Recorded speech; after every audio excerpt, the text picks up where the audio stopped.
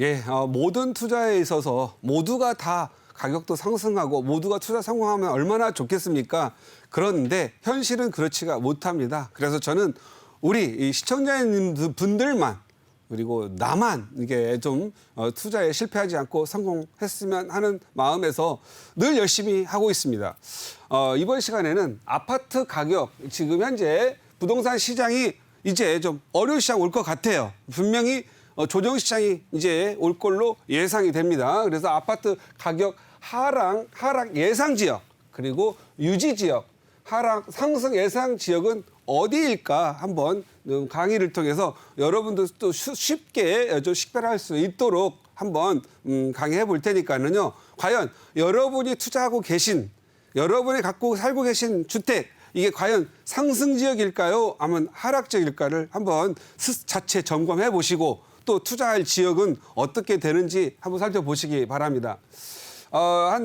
제가 7가지 정도, 물론 많은 것 있는데 한 6가지, 7가지 정도 정리해 봤는데요.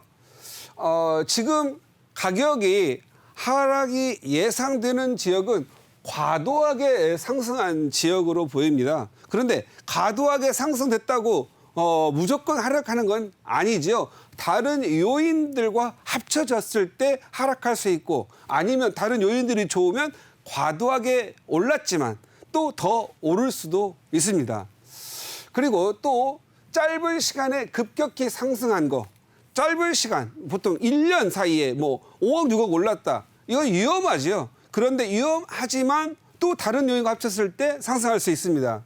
또 다른 요인, 인구 증가가 예상되는 지역, 인구 증가가 예상되는 지역은 이건 반드시 가격이 오릅니다. 그래서 여기는 상승에 매우 좋은 요인이라고 할 수 있습니다. 그리고 인근의 아파트 과잉 공급 지역, 특히 아파트가 과잉되면 분명히 하락 요인일 수가 있는데 어떤 지역은 아파트가 공급되면 더 오릅니다. 인프라가 좋아지고 학군 생기고 산업 또는 상업 또는 근무, 그다음에 여러 가지 인프라가 좋아져서 과잉 공급됐다고 해서 무조건 나쁜 건 아닙니다. 과잉 공급되었을 때 하락할 수 있는 요인을 찾는 게 더 중요하겠죠. 그리고 재개발이 많은 지역, 재개발이 많은 지역은 상승 요건입니다. 얼마나 동네가 좋으면 재개발을 해서라도 그런 고비용인데도 재개발을 할까요? 그리고 재개발도 조그마한 게 하는 것보다 광범위하게 규모가 큰 지역일수록 좋습니다. 재개발 지역은 대부분 구도심이거나 예로부터 많은 사람들이 살기를 원했던 곳이 재개발이 되는 거죠. 뭐 갑자기 산과 들은 택지 개발을 하는 거지 사람이 원래 사는 곳은 아닙니다. 그런데 재개발해야만 하지만 안 하는 지역들 많지요. 거기는 인구가 떠나가거나 재개발해도 아무런 가치가 없기 때문에 안 한다. 그래서 재개발을 하는 것은 좋은 요인 중에 하나라고 할 수 있습니다.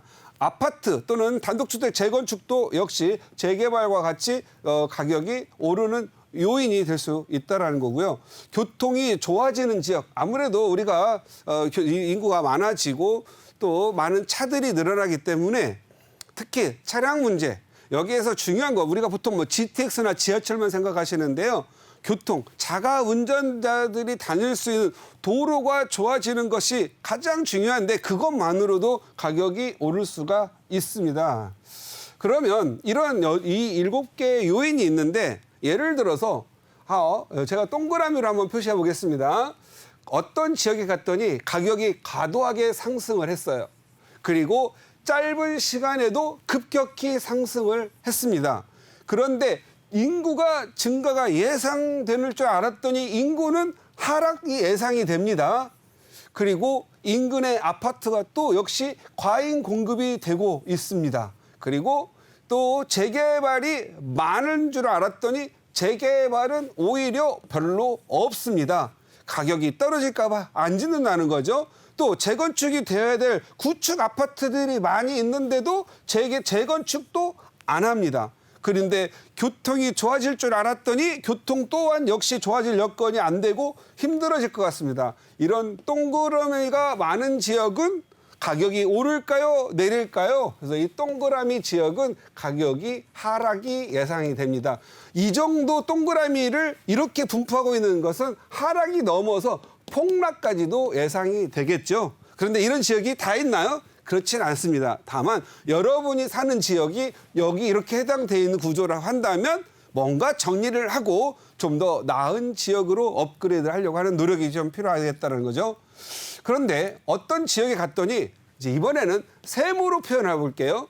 과도하게 상승한 줄 알았더니 너무 사람들이 상승을 했지만 조금밖에 상승을 안 했어요. 그리고 짧은 시간 안에 상승을 한 데는 상승한 줄 알았더니 장기간에 걸쳐서 스멀스멀 올랐어요. 그리고 인구가 계속적으로 늘어나고 있고 앞으로도 더 인구가 늘어날 요인들이 있어요. 학군도 좋고 직장도 생기고 또 뭐 판교 테크노밸리처럼 막 뭐 요즘 IT, BT, 뭐 4차 산업, AI 산업까지 들어오고 앞으로 인구가 더 들어온대요. 그런데 어떤 지역을 갔더니 장비 투자는 많이 하는데 사람은 안 뽑는 거예요. 그냥 컴퓨터만 일하는 거예요. 이런 데는 아니겠죠. 인구를 반드시 수반하는 거죠. 그리고 인근의 아파트에 좀 필요한데 과잉 공급될 줄 알았더니 이미 뭐 규제도 많고 해서 공급이 안 되고 있어요. 공급이 안 되는 거예요. 그리고 재개발을 하려고 하는 지역이 많아져요. 재개발이 많아지면 지역 여건이 좋아지고 주거환경이 좋아진다고 했죠. 그래서 재개발들은 한대요. 여기는 원래부터 많은 사람들이 살고 있었구나라는 거죠. 그다음에 재건축도 기존의 아파트들도 있고 그런데 재건축도 많아요. 뭐 리모델링을 해서 주변 환경을 좋게 한대요. 그런 지역이에요. 그리고 교통이 너무 사람들이 많다 보니까 뭐 지하철도 하나 생긴다든가 아니면 또 길을 좀 넓혀가지고 차들이 잘 달 수 있게 하고 물류 또는 또 학원 차들 뭐 이런 것들이 다니고 출퇴근 좋게 해준대요. 이런 지역이 있을까요? 거의 별로 없겠죠. 그렇지만 이런 세모 표시를 한 지역들은 제가 봤을 때는 상승이 예상되고 이런 데는 아마도 제가 봤을 때는 폭등할 걸로 보여요. 폭등. 여기 이런 데는 이런 지역은 지금은 어떤 지역일지 모르지만 빨리 상급지로 변할 수가 있다는 거죠. 네모 하나 볼까요? 과도하게 상승한 줄 알았더니 다른 지역에 비해서 적정하게 상승을 했고 짧은 시간에 급격히 상승한 게 아니라 남들은 1, 2년 만에 올랐는데 5, 6년 동안 서서히 잘 올라서 탄탄한 가격을 유지해 왔고요. 인구도 어느 정도 다른 데 급격히 인구는 증가하지 않았지만 계속 사람들의 선호도가 좋아지고 나도 좋고 너도 좋고 다른 사람들도 평가가 나쁘지 않아서 이사 들어오고 싶어하는 사람이 좀 있대요. 그리고 인근의 아파트 과잉 공급이 있는 줄 알았더니 주변에 택지를 개발할 때도 별로 없고 원래 기존의 주거 환경이 잘 구축돼 있어서 과잉 공급도 안 하고 있고 어느 정도 그런 것 같아요. 이거 성남 같은 데가 이런 데죠. 성남. 뭐 인근에 과잉 공급 다 돼 있는데 이제 다 끝나가지고 스스로 재개발 재건축해서 공급을 해야 되죠. 그러니까 재개발도 많이 지역이 구형이 돼가지고 앞으로 재개발 된대요. 기존의 재건축 아파트는 없지만 그래도 어느 정도 재건축 아파트들이 어느 정도 있어서 재건축해서 새로 조금씩 이게 좀 가격을 상승시킨 요인들이 좀 있는 거죠. 그다음에 교통이 많이는 아니지만 그래도 도로도 확장되고 어느 정도 GTX도 하나 들어온대요. 이런 지역은 어떻게 되죠? 반드시 가격이 유지가 계속되는 지역으로 보이면 됩니다. 우리가 부동산 가격을 이제 앞으로 올해든 내년이든 이제 규제가 좀 세고 종부세도 강하고 이러다 보니까 가격이 하락될 요인들이 좀 발생이 됐어요. 그러나 가격이 말하는 것처럼 시차 많은 사람들이 대세 상승, 대세 하락 이거 그렇게 중요하지 않아요. 지역에 따라서 대세 상승기를 하더라도 덜 오르는 지역이 있고 많이 오르는 지역이 있고 하락기를 하더라도 많이 내리는 지역이 있고 보합세 있고 그중에서도 오르는 지역이 있다라는 거죠. 그래서 우리 시청자님들은 적어도 오를 지역인지 유지할 지역인지 하락할 지역인지를 인지를 하면서 투자를 했으면 좋겠다라는 그런 말씀 드리는 거고 어찌 비단 이 7가지 팩터만 가지고 하겠습니까? 상승과 하락 요인은 심리에 의한 겁니다. 심리. 여러분들이 심리에 일으키는 요인들이 자꾸 변동되니까 시장의 심리를 읽어갈 수 있는 그러한 능력을 배양하시기 바랍니다.